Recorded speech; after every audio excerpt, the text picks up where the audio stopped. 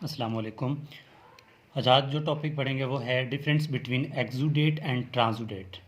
ये एक्सुडेट या ट्रांसुडेट जो है ये क्या होता है और इसकी मतलब दरमियान में क्या डिफरेंशिएट है।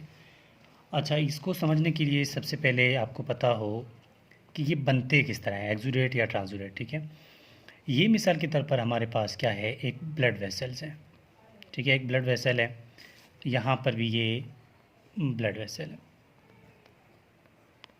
ठीक है, लाज़मी बात है, ब्लड वेसल्स है तो इसके ऊपर क्या होगा, यहाँ पर ब्लड वेसल में कुछ यहाँ पर क्या होता है, एपिथेलियल सेल्स होते हैं। ठीक है, यहाँ पर क्या होता है, एपिथेलियल सेल्स, और यहाँ पर ब्लड पास कर रहा होता है। ठीक है, सबको पता है ये बात। होता क्या है कि ट्रांस एक्सुडेट तब बनता है जब यहाँ से जब ब्लड पास कर रहा होता है तो क्या होता है कि एंडोथीलियल जो है डैमेज हो जाते हैं। थोड़ा डैमेज होने के बाद ये कुछ फ्लूइड्स जो यहाँ से निकलकर इंटरस्टिशियल स्पेस में आ जाता है। ठीक है, इंटरस्टिशियल स्पेस में आ जाता है।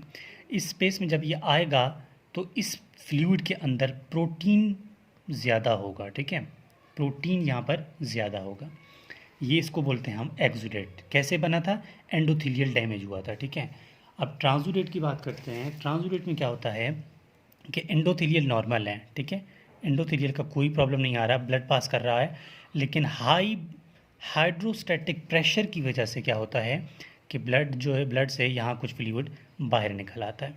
ठीक है, यहाँ से ब्लड कुछ फ्लूइड बाहर निकल आता है, लेकिन यहाँ पर प्रोटीन एक्सेसिव नहीं है, यानी कि ज़्यादातर प्रोटीन, ज़्यादा क्या कुछ है ही नहीं। ठीक है, प्रोटीन पुअर है ये, मतलब इसके अंदर प्रोटीन्स नहीं होते, इसी का नाम क्या है, ट्रांसुडेट है। ये तो मेन डिफरेंशिएट हुआ इनका दरमियान। आप जो है पॉइंट्स में देखते हैं कि क्या इनके दरमियान डिफरेंशिएट है। तो मैं पहला पॉइंट लिख रहा हूँ इनके दरमियान डिफरेंशिएट क्या, तो मैं लिख दूँगा यहाँ पर एक्सेसिव। एक्सेसिव, ठीक है, escape of excessive escape of protein rich fluid from vessels। ठीक है, vessels to interstitial space या interstitial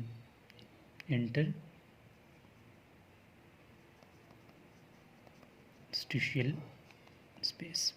ठीक है, ये हमारे पास क्या है, ये है एक्सुडेट। अब ट्रांसुडेट के लिए ये वर्ड क्या लिखेंगे, ट्रांसुडेट के लिए लिखेंगे कि it is escape of fluid, ये भी तो फ्लूइड का escape है। ठीक है, फ्रॉम वेसल्स।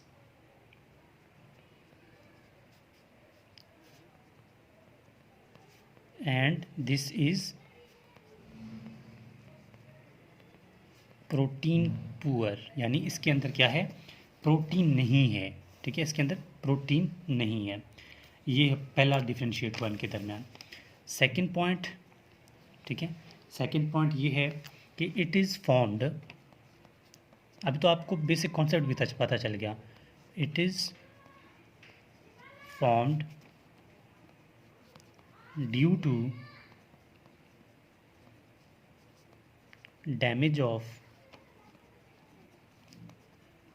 एंडोथीलियल। ठीक है, ये एंडोथीलियल डैमेज की वजह से बन रहा था, तो ये कैसे बनेगा, ट्रांसुडेट जो है, it is formed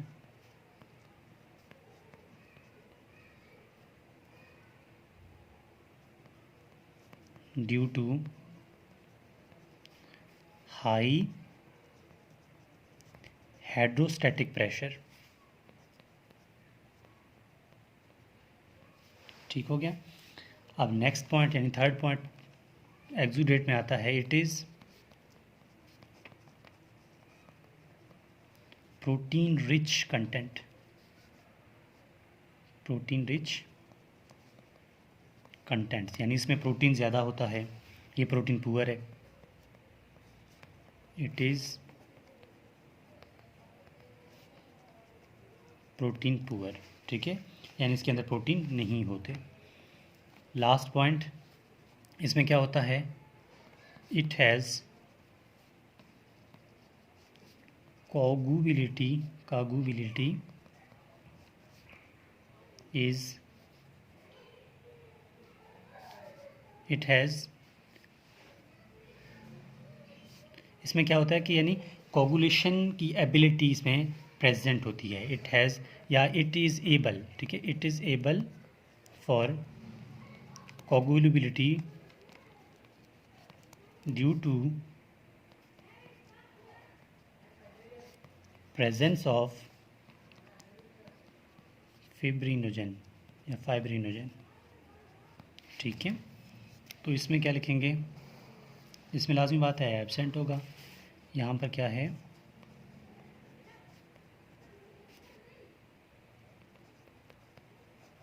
is absent, यानी इसमें कोगुलेशन नहीं होगी, ठीक है, एब्सेंट है, क्योंकि लाजमी बात है वो एंडोथेलियल डैमेज हो रहा था तो वहाँ पर सेल्स उसके साथ आ रहे थे।